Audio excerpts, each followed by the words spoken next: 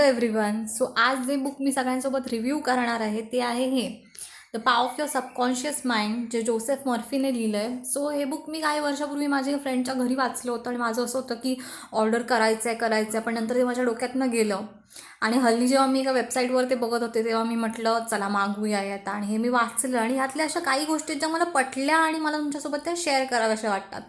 So first, सगळ्यात important गोष्ट की आपलं सबकॉन्शियस माइंड आपलं सगळं ऐकतं. आपण जे काही बोलतोय, आपण ज्या एन्व्हायरमेंटमध्ये राहतोय ते सगळं ते ॲब्सॉर्ब करतं.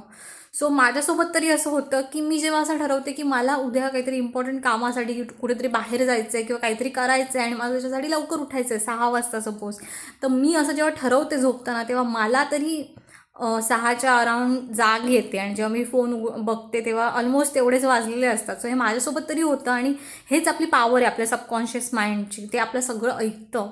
आणि दुसरी सगळ्यात महत्त्वाची गोष्ट जी मला तुमच्या सगळ्यांसोबत शेअर करावीशी वाटते ती अशी आहे की बऱ्याचदा आपण अशा ना निगेटिव्ह गोष्टी बोलतो किंवा अफर्म करतो की मी हे अफोर्डच नाही करू शकत, मग मी वीकच आहे किंवा मला हे जमणारच नाही. अशा गोष्टी बोलणं आपण जमेल तेवढं टाळलं पाहिजे. बिकॉज अशा गोष्टीसुद्धा आपलं माइंड, सबकॉन्शियस माइंड ॲब्सॉर्ब करत असतं आणि त्यानुसार आपल्याला रिझल्ट्स दिसत असतात. So this was it for today. Bye.